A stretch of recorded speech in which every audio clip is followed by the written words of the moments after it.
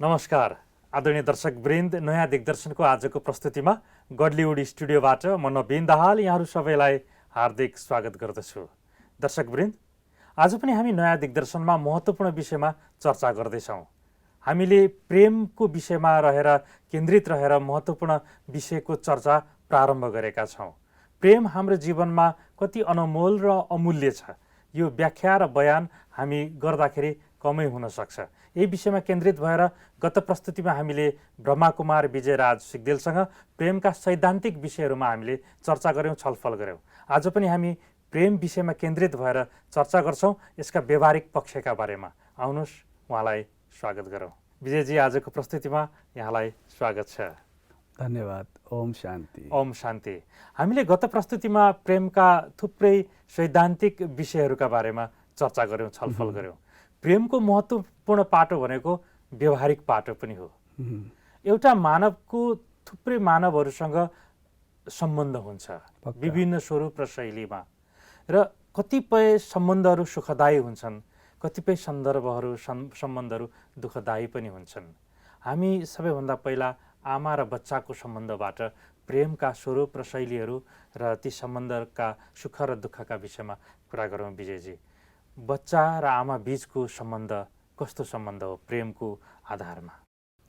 आमामा भएका सम्पूर्ण भ्यालुजहरू, गुणहरू, शक्तिहरू, ऊर्जाहरू स्वाभाविक रूपमा बच्चामा गइरहेको हुन्छ। 80% प्रभाव हुन्छ भन्ने मनोवैज्ञानिक मान्यता छ। हजुर। र बच्चा जन्मिसकेपछि उसले केवल संसारमा कोही देख्छ भने आमालाई देख्छ। आमा बाहेक उसको संसारमा कोही पनि हुँदैन। र बच्चाको त्यति बेलासम्म आमासँग कुनै पनि कुराको अपेक्षा रहँदैन। केवल आमाको सानिध्यमा रहनु र आमाले पनि त्यो बच्चासँग धेरै कुराको आशा नराख्दासम्मको अवस्थासम्म प्रेम अनकन्डिसनल भइराखेको हुन्छ। कर्मिक रूपमा आमाले बच्चालाई लगानी गर्दै जाँदा अब यस्तो दिन आउँछ आमाले बच्चासँग हिसाब किताब राख्न थाल्छन्। हजुर। मैले यति लामो समयसम्म लालन पालन गरेँ, यसो गरेँ, उसो गरेँ, मलाई पनि तिम्रो अब मलाई रिटर्न चाहिन्छ, तिमीले मलाई यसको बदलामा केही गर्नुपर्छ। जब हामी त्यसलाई हिसाब किताबमा जोड्न थाल्छौँ, त्यसपछि अब प्रेम कन्डिसनल भइदिन्छ। शर्तसहितको प्रेमले जीवनमा सुखदायी भूमिका निर्वाह गर्न सक्दैन। त्यसैले आमा र बच्चाको प्रेम सम्भवतः संसारमा सबैभन्दा गहिरो प्रेम मानिन्छ। आमाले बच्चाको स्पर्श पाउनु र बच्चा पनि आमाको काखमा गएर आमाको स्पर्श पाउँदाको क्षण अतुलनीय हुन्छ। त्यसैले पनि हामी देख्छौँ नि, सानोमा बच्चाहरू आमाको स्पर्शमा बढी रमाइराखेका हुन्छ। त्यहाँ त्यति बेलासम्म बच्चालाई आमा मनपर्छ र आमालाई पनि बच्चा मनपर्छ जबसम्म त्यहाँ कुनै लिमिटेसन हुँदैन। जब हामी लिमिटेसनको आँखाले हेर्न थाल्छौँ, अब प्रेम पनि विभाजित हुन थाल्छ। सबै आमा र बच्चाहरूमा एउटै अवस्था लागु त नहोला नि? होसपूर्वक जन्माइएका बच्चाहरूमा त्यो नियम लागु हुँदैन। यदि जन्माउने आमा पनि बेहोसमै जन्माएकी हुन् र जन्मिने बच्चा पनि बेहोसमै जन्मिएको हो भने त्यसको त के कुरा गर्नु छ र? त्यसै गरी बुवा र छोरा र छोरी अथवा बुवा र बच्चाको बिचको सम्बन्धमा पनि हामीले प्रेमको चर्चा गर्न सक्छौँ। अवश्य। बुवा र बच्चा जति आमासँग छोराको बच्चा बच्चीको प्रेम बढी हुन्छ, सायद बुवासँग त्यो त्यति नहुन सक्छ।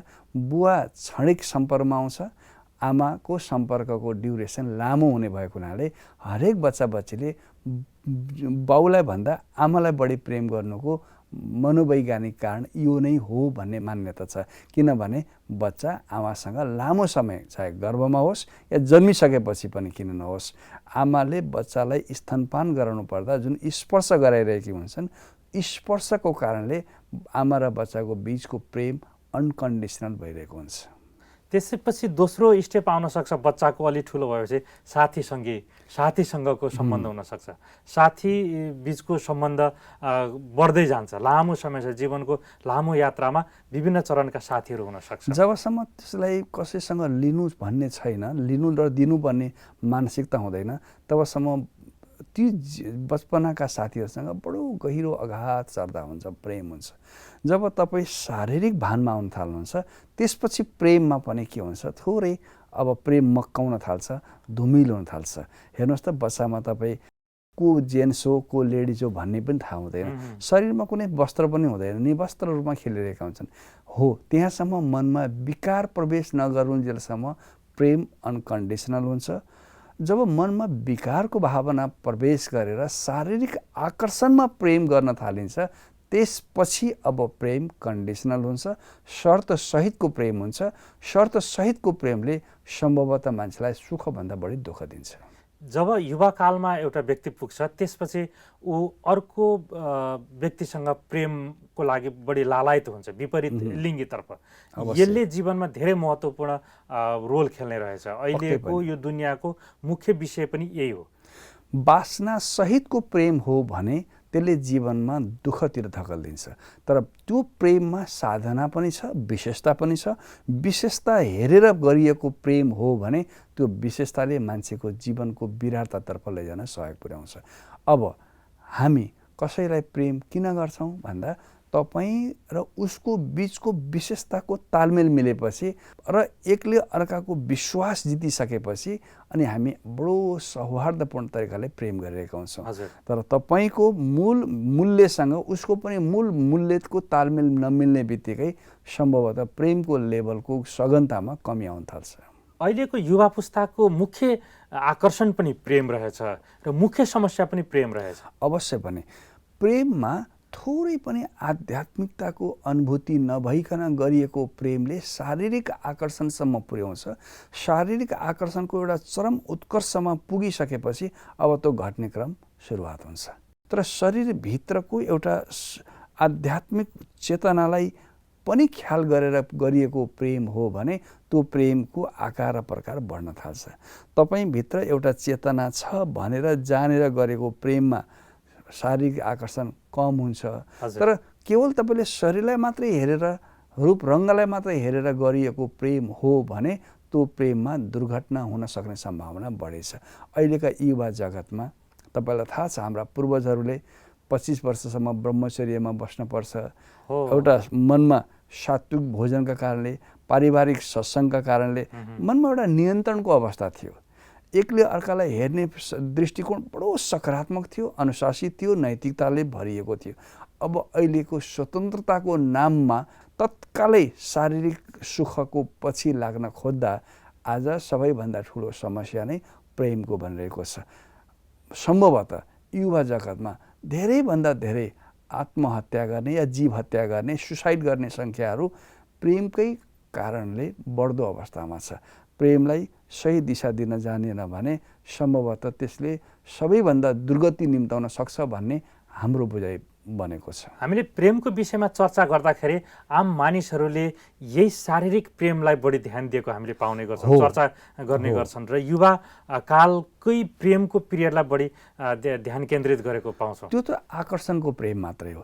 त्यतिखेरको अवस्थामा एउटा शरीरमा त्यो विपरीत लिङ्गप्रतिको आकर्षण गर्ने हार्मोन्सहरू डेभलप हुन खोजिराखेको बेलामा त्यसको सन्तुलन मिलाउनको लागि कहीँ न कहीँ साधना, सत्सङ्ग, नैतिकता, चरित्रताको कुरा गर्ने माहौलमा यदि ऊ बस्न पाएको छैन भने अब उसले शारीरिक आकर्षणलाई नै प्रेम भन्ठानेको हुन्छ। शारीरिक आकर्षणले तपाईँलाई शारीरिक सुख त देला तर मानसिक रूपमा विक्षिप्त बनाइदिन्छ। एउटा शारीरिक सुख हुन्छ, एउटा मानसिक आकर्षण हुन्छ, त्यसपछि मात्रै हाम्रो आध्यात्मिक आकर्षण हुन्छ। धेरैजसो मानिसहरू शरीरकै आकर्षणमै टुङ्गिन्छ प्रेमको यात्रा।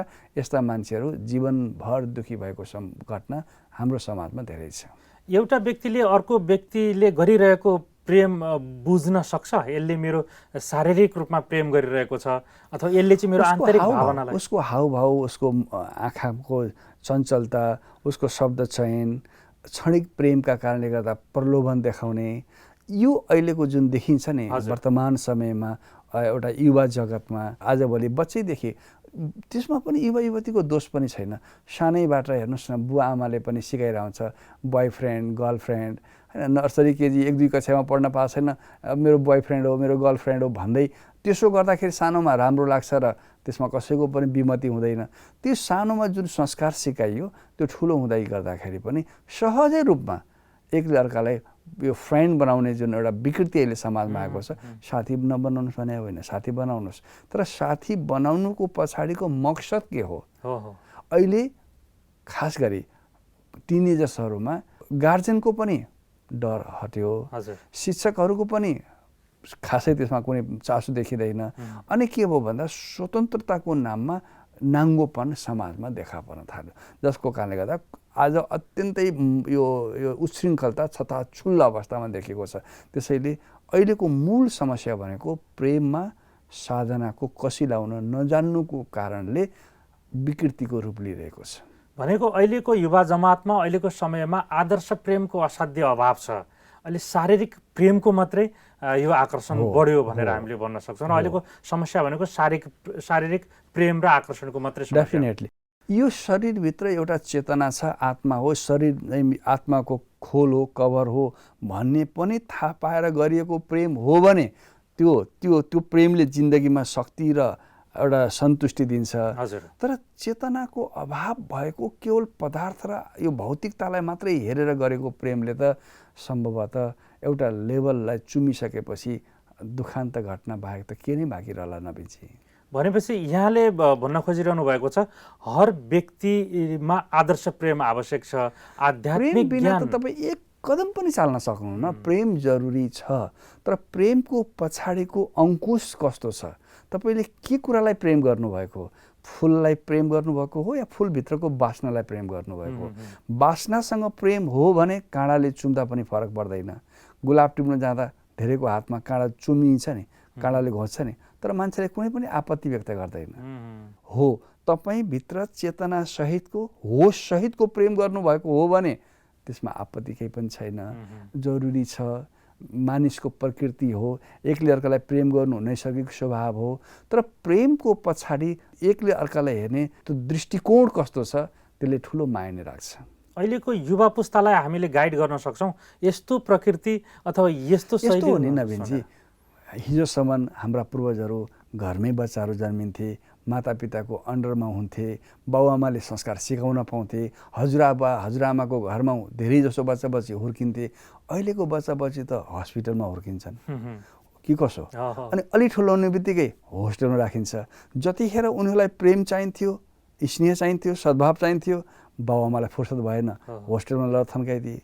अब जब उनीहरू बाउआमाको प्रेम पाउँदैनन्, गाइड गर्ने कोही हुँदैन, त्यसपछि उनीहरू उच्छृङ्खल नभए को हुन्छन्? त्यसैले सन्तानको मात्रै दोष छैन, तपाईँ हाम्रो पनि दोष छ। जो जिम्मेवार गार्जेन हो ती गार्जेनले घरमै राखेर त्यो संस्कार सिकाउन सकेको भए सायद यो अवस्था हुँदैन थियो।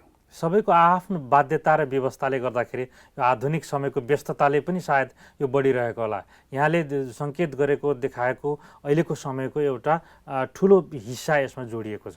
अधिकांश परिवारका सदस्यहरू धेरै दूरमा छन्, धेरै टाढा बसेका छन्। कोही अमेरिका, कोही अस्ट्रेलिया, कोही नेपाल, कोही कहाँ, कोही होस्टेलमै लामो समयसम्म। कतिपय सन्दर्भमा बुवा आमा बच्चाहरूको भेटै हुँदैन। एउटा डक्टर साथीलाई मैले सोधेँ, छोरो कति अग्लो भयो भनेको त यत्रो हात देखा यसरी बढ्यो। मैले भने how height is your son?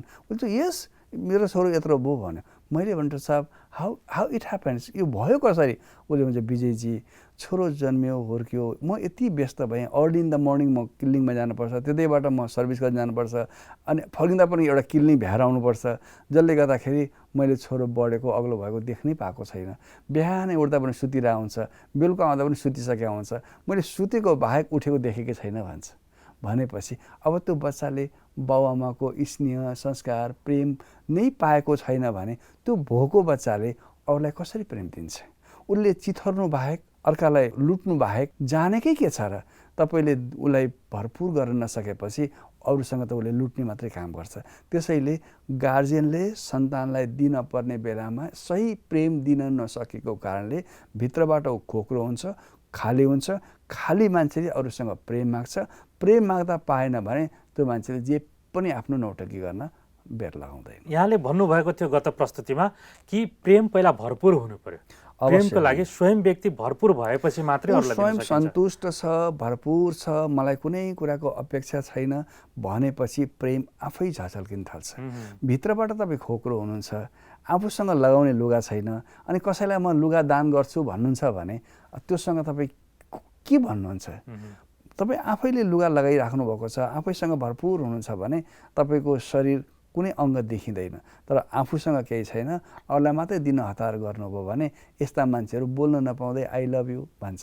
जसले आई लभ यु भन्छ यसको मतलब उसले आफूलाई प्रेम गर्न भ्याएको छैन भन्ने कुराको सङ्केत हो। अब आई लभ यु होइन, आई लभ माइसेल्फ, म आफैलाई प्रेम गर्छु। तपाईँ स्वयंलाई प्रेम गर्न थाल्ने बित्तिकै तपाईँको आन्तरिक मूल्य अब परम शक्तिसँग जोडिन थाल्छ।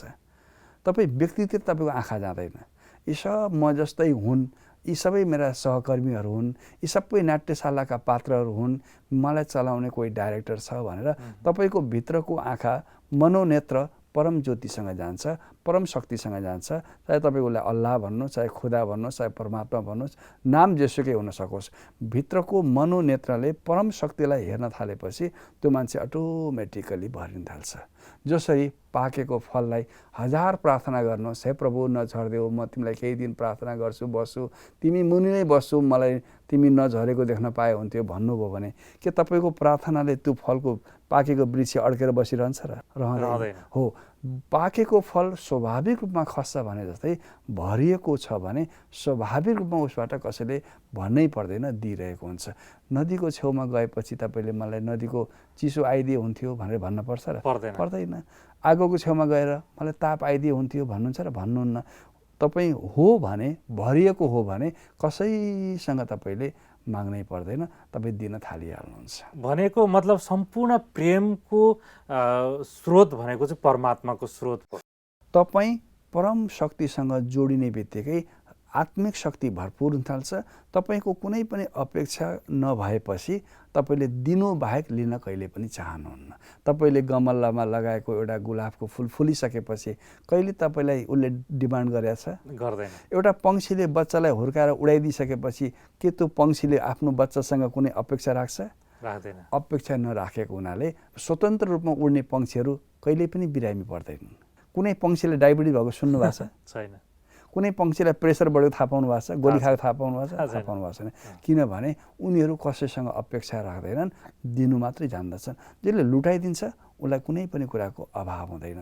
आज तपाईँ हामी सबै विकसितको नाममा, सुख सुविधाको नाममा आन्तरिक रूपमा दुखी भएर विभिन्न प्रकारको औषधि खाएका छौँ नि, अपेक्षाले मान्छेको जिन्दगीमा रोगी बन्न धेरै ठुलो मद्दत पुर्याउँछ।